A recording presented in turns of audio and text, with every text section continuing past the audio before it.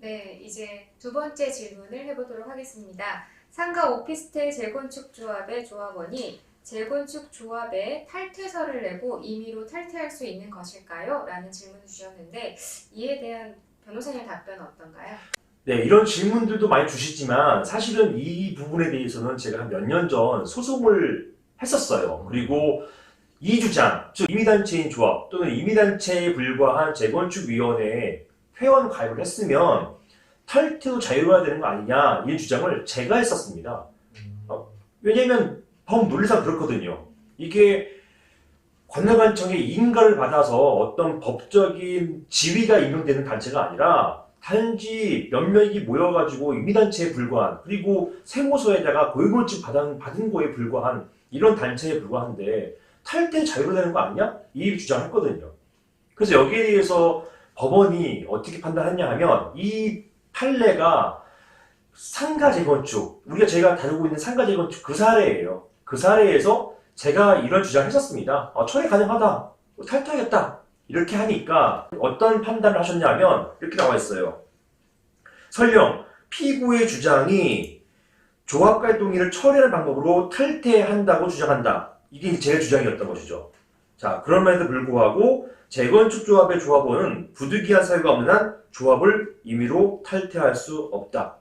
이렇게. 그리고 다만 조합 규약 등의 조합원의 탈퇴를 규정하는 규정이 있는 경우 그 경우에 한해서 탈퇴 가능하다. 이런 취지로 판단을 했습니다. 결론적으로 임의단체에 불과한 재건축조합이나 재건축위원회 여기에 있어서 탈퇴, 한번 가입했으면 탈퇴는 자격지 못하다. 이렇게 보시면 되겠어요. 이거 굉장히 신기한 일이네요. 보통 우리가 세상에서 요즘 저희는 이제 IT 쪽 일을 많이 하니까 유럽이나 이런 데들은 GDPR 해가지고 한번 탈퇴하면은 그 기록까지 전부 다 사라져야 되는데 근데 이제 문득 듣다 보니까 무슨 생각이 문득 들었냐면 80% 이런 걸 맞춰야 되잖아요. 저희가 변호사님 얘기를 듣다 보니까 근데 만약에 누군가가 이미 탈퇴를 해가지고 탈퇴를 해서 79%가 됐다. 요러면 이제 큰 문제가 생길 것 같으니까 아마 요런 일이 생기는 거 아닌가 싶은 생각은 드는데 근데 제가 이제 이건 되게 일반인으로서의 질문인데 어떤 단체를 가입할 때 이게 저는 되게 낯선 게 법원이 탈퇴의 자유라는 게 분명히 있을 텐데 이걸 안 했다는 게 저는 되게 신기하거든요. 이런 일이 있나요, 실질적으로?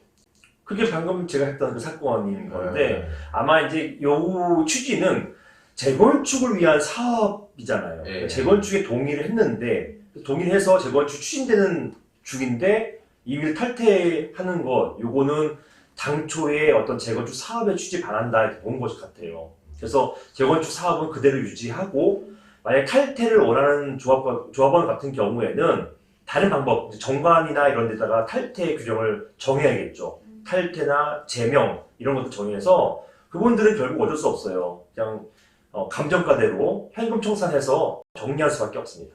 아까 말씀드린 것처럼 예를 들어서 80%를 넘어서 허가를 받았다가 이런 사람들이 탈퇴를 한다 그래서 80%가 미달이 되어도 진행은 계속 되는 거죠. 네. 그럼 다행이네요. 그러네요. 네.